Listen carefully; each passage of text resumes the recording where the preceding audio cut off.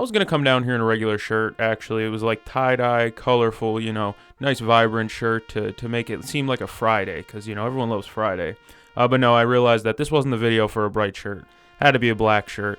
Today, we're eulogizing the Philadelphia 76ers. That's right, I'm writing them off. 2-12 to start the season. At 2-11, there was only 2 teams in NBA history to make the playoffs after starting 2-11, and both of those were play-in teams over the last couple of years. Neither one of those teams ended up making a run for anything anyways, so does it really matter if you made the playoffs if you're just a first round out? Not really. But we are eulogizing the Philadelphia 76ers as I believe it's probably dead this season. Again, we're 14 games in, and we're talking about, is this a dead season already? There's quotes coming out. We're going to get into it. Make sure to like, comment, share, sub, all the beautiful things. But we're going to start off talking statistically first, and then we're going to start talking about the erroneous, extra off-the-court stuff that's been happening. That always happens in Philly. It's always off-the-court stuff. Remember when Kelly Oubre got hit by a car? Wild times. So, to start statistically speaking, of all players on the roster in Philadelphia who have played over 200 minutes, there are only 3 who are shooting above 35% from 3. That would be Guerschon Yabusele, Jared McCain, and Kyle Lowry. That is horrible. Only 3 players shooting above 35% from 3, and Lowry's at 35%. So it doesn't get much worse shooting than they have right now. Kelly Oubre started off, he can't hit a 3. Caleb Martin can't hit a 3. They have a lot of guys. Drummond obviously ain't shooting like that. Hell, even Maxey, when he came off injury, he's just now coming off injury, so I wouldn't doubt it if he picks it up soon. But even Maxey to start the year has been relatively rough. The only true offensive consistent has been Jared McCain. I mean, that's a huge issue for a team that is allegedly contenders. Of all players on the roster who've played, again, over 200 minutes, 200-plus minutes, only 2 have an effective field goal percentage in the 50th percentile or higher. That is, again, Jared McCain and Guerschon Yabusele. Philadelphia's most played lineup this season consists of Tyrese Maxey, Kyle Lowry, Caleb Martin, Kelly Oubre, and Andre Drummond. They're a minus 19.3 per 100 possessions. That is terrible. Maybe the worst in the league of a starting 5 that's not like the Wizards. However, they have only played 92 minutes together. Your most played lineup has less than 100 minutes on the floor together.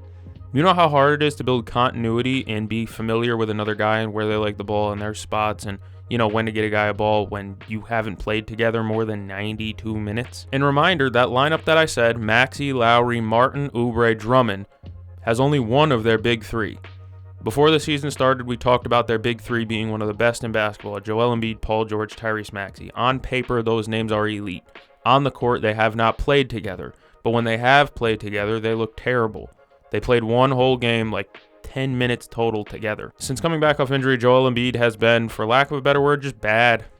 I mean, it's not as impactful as he once was. Defensively, over-helping out the ass, man. Over-helping at the rim. They don't play great defense. I mean, it's not the best defense you'll ever see. They currently sit at 18th in defensive rating, if you wanted to know. But they are last in offensive rating as well. That creates a net rating of 27th. 27th in net rating. They're the second worst rebounding team in the NBA by rebounding percentage. Opponents' field goal made is actually in the top 10, which means they're allowing the top 10 least makes of any team in the league. You want to know why? It's because they're making the shots. The opponents are shooting the 5th best against them. They have the 5th worst opponent field goal percentage against. And like I keep harping on, continuity is a really big thing in the NBA. You need to play minutes together to discover how you play with the other guys. You're not going to learn your teammates' tendencies when you aren't playing together. It's hard to learn a player's tendencies in practices. Speaking of practices, they asked Nick Nurse to coach them harder and to, kind of pause, but kind of ride them a little bit more in practice and make sure that they're checking every box and doing everything they need to become that championship level team that they want to be. However, like I said, that doesn't matter because since that team meeting, Paul George they said it was a hyperextension at first, but it came back, I think it's only a bone bruise. He'll miss a few days, but again, even when Paul George has played, he has looked abysmal. He's actually in the 1st percentile for effective field goal percentage. He's looked horrible. On threes this year, Paul George is shooting 15 of 53. That's 28%. In the mid-range, it's a little bit better. Let me see if I can find all mid. He's 17 of 41. That's 41%. That's the 58th percentile. That's not bad. However, like I said, for effective field goal percentage, I said first, I was wrong. I'll admit I was wrong. It's the 3rd percentile. A lot better. I think the most alarming thing is that he's in the 8th percentile for rim rate, how many shots he gets at the rim. He just doesn't take layups or dunks. He doesn't get to the basket. So I don't know what that's about. I mean, I'm looking at his shot chart right now. It's a lot of threes, some middies like Paul George always does. But once he gets in the lane, these aren't rim shots. These are floaters. I'm going to put it up on screen for you, but these are not rim shots. These aren't dunks and layups. There are a lot of floaters and fadeaways. It's not ideal. There's almost nobody on this team who's actually contributing consistently offensively other than Jared McCain, and that quote came out was an Embiid that said Jared McCain can't be our most consistent offensive player. That's true, but that's just the reality that we're looking at right now. And I mentioned Paul George being bottom barrel bad this season. Just remember, he's on the hook for $50+ million until 28-29. And again, in 28-29, that's $70 million. 69. Nice, but not nice for Philadelphia. Their points per 100 possessions in any game has only once cracked the 50th percentile at 116 points per 100 possessions. Only one game have they had a points per possession, 100 possessions, over 115. That's really bad offense. And I said it in a video a few days ago, Drummond should not be playing anymore. I struggle to watch this team, but when I do, I still see Andre Drummond being pretty bad, and Guerschon Yabusele has been a bright spot. You know, there's a couple of bright spots on this team, and we could talk about silver linings now. Why not? Eric Gordon's been shooting the ball okay. Yabusele should be playing over Drummond. Drummond should be no more PT for Andre Drummond. It should be Yabusele's backup 5 spot. Reggie Jackson's been terrible. Jared McCain, like I said, has been their only really consistently good player. You know, Kelly Oubre still hasn't found that 3-point shot. They're relying on a lot of Kyle Lowry minutes. He's like 36. He might be older than 36. He might be like 38. He's old. All right, Kyle Lowry is like a sneaky, almost 40-year-old guy. You can't rely on him to play these heavy minutes this early in the season and then expect him to move into a lesser role and still be an effective role player later. You're putting a lot of stress on the guy's body. He is currently 38.6, 38.5. Almost 39 years old. One thing Kyle Lowry still does is move the ball. His assist to usage ratio is in the 100th percentile, and he's in the 60th percentile for turnover rate. So again, Kyle Lowry can still pass the ball, and I like Kyle Lowry. I've always rooted for him a little bit, but his points per shot attempt is 111.1. That's 50th percentile. It's not great. I said there's a couple of silver linings we could talk about. This video is not going to be long. I don't want that to be the thought, is that this video is going to be super in-depth and long. No, it's probably not going to be. But the silver linings for this team is that they are turning other teams over. They force about 17 turnovers per game, which would put them as a top 3 team in the league in forced turnovers. But like I said, if they're not turning the other team over, they aren't rebounding well, and they certainly are not defending well. You know, they're putting in so much effort on offense because they have no Embiid, they have no Paul George. These role players like Oubre and Martin, have to focus on scoring more, and that's making their defense kind of lax. The Sixers just can do nothing right now. And then off the court, like I said before, we could talk about it. They had the team meeting, and then the quotes came out that Maxey laid into Embiid a little bit in not a friendly manner, but kind of like a, hey man, pick it up a little bit.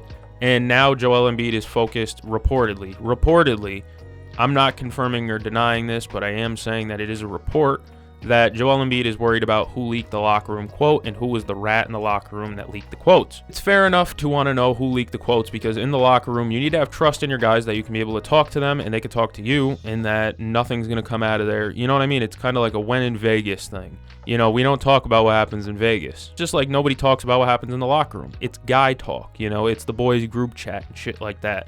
You know, so you need to be able to have trust in your teammates, and if somebody's leaking quotes, that's not good. Of course, the big one that came out was Tyrese Maxey laying into Embiid about his work ethic, saying that he's showing up late to practices and stuff like that, and the team runs through Joel Embiid, so it's a lead by example type of thing. If you want this team to go as far as you want it to go, he wants to win a championship, surely, right? Then you have to put forth championship examples, and you have to be the example of what you need to be to win a championship. You need to be the guy. You know, he needs to be the guy to lead that team to a championship. He can't take back seats. He can't do stuff like that. And he can't afford to be late for team meetings, or he can't afford to be late to practices and not put in 100%. You have to be the example. Lead by example. And Tyrese Maxey laying into him like that, I fully salute. I love Tyrese Maxey for that. That is what I love to see. However, if Joel Embiid's not taking it well, which is clear he isn't, because he's looking for the rat rather than focusing on himself, that's another thing. He's looking for the rat. He's looking for the guy that leaked the quotes. How about just focus on fixing what you're doing wrong? Start showing up on time to workouts, team meetings, practices, shit like that. Start being on time to that stuff, and you will never have to hear that quote again. Nobody will ever question your work ethic if you win one championship. Nobody will ever question your work ethic if you just get the one. Make a conference freaking finals, dude. But until that happens, people are going to keep questioning your work ethic. Do you give a damn? Can you put in cardio to get in shape? He's consistently in bad shape. We know that. That's a fact. He gets sick a lot. I don't know how the hell that happens. He has a weak immune system or something, but he gets sick a lot. But now he's looking for the guy who leaked the quotes, and it's like, just be better. Better yourself, and you won't have to worry about the quotes anymore. Silence the critics, not by intimidating them like he did with the reporter, even though Marcus Hayes deserved that shit. Just silence the critics by being better. Be your best you. Be the best Joel Embiid possible. Lead by example. You have rookies like Jared McCain who are putting in more work than you, who are more consistent than you. They're showing up to practices on time. This is a rookie. He's supposed to be the one that's immature and, doing all the stupid shit. Not the captain of the team that's 30 without a conference finals. Sit up. Take the season seriously. No, he just wants to be a troll and, digging his butt before he takes free throws. That's another real thing. What the hell? I'm not going to critique that as if it's some serious critique of mine, because that's just picking at nothing. But why does he do that? Can a Philly fan explain to me in the comments why the hell does he dig in his butt before free throws now? What are we doing? Joel Embiid just needs to be better, and he needs to be the leader. Because if I'm being honest, if you're relying on Paul George to be the leader, that team is going to sink. All right, we already know he's a fair weather captain. When everything's going well, he's the captain of the ship and he's leading the charge. But as soon as rough waters start to come, he's the first guy in the lifeboat. All right, Paul George is blown by the wind. He's a sailboat more than anything. He goes with the wind and how the vibes are. So you have to be the leader, Joel, or else Paul George ain't going to be staying around for very long, because Paul George is very fair weather. That's a scalding hot take about Paul George, but I stand on it all the time. When things are going bad, he's the first guy to run, duck, and hide and shelter, but when things are going great, he's the leader of it every time, and it irritates the hell out of me, which is why you need somebody like Joel Embiid to be the catalyst. You need him to be the steadying factor, the guy who's there, the anchor, and he's just not right now. I guess the silver lining is that beyond this year, Joel, Paul George, Tyrese Maxey, Jared McCain, Kelly Oubre, and Caleb Martin are all under contract. They're all under contract next year, which means you can bring back the same roster, but again, it sucks that you're 15 games into the season, and maybe this is just me, maybe you're not thinking the same way as I am, but I'm eulogizing this damn team, and I'm thinking about next year when we're 15 games into this one. We're not even in January yet, and I'm thinking this is a punt season for Philadelphia. That's disgusting. And like I said, you're still on the hook for $50 million worth of Paul George, who again has been playing the worst basketball of his life this season. I don't know where this team goes. I don't know what this team does. People are talking about, does Jared McCain's development get Tyrese Maxey bumped? No, because it's clear you're going to need Jared McCain if Joel Embiid and Paul George are going to miss this much time consistently. Shame, shame, shame. Poor Philadelphia. The Eagles are good, but they're not really that good. Philly's just bad. All right, at least the Phillies are looking for Alex Bregman. Maybe that'll save them. No more Alec Boehm. Maybe that'll save your life, Philly fans. But if you're just a 76ers fan, this is going to be a brutal season. Strap in, buckle up. Maybe they can go on a run. Maybe they can make the 8 seed. I mean, if they make it to the 10 seed, I have more confidence in them to make the playoffs than any other team that can finish 7 to 10. You know what I mean? So maybe they have a chance if they get into the play-in. But even then, that would require them to go on a crazy winning streak, and for Paul George, Joel Embiid, and Tyrese Maxey to all be available, which hasn't even happened yet. Let me know down in the comments what your thoughts are about the Philadelphia 76ers in this situation. I think it's ugly, not pretty, and it's starting to look like a plane that's going to crash, and everyone else is looking at each other like, what do we do now? Thank you for joining me. Like, comment, share, sub, all the beautiful things. I'm going to go catch the game. See you guys in the next one.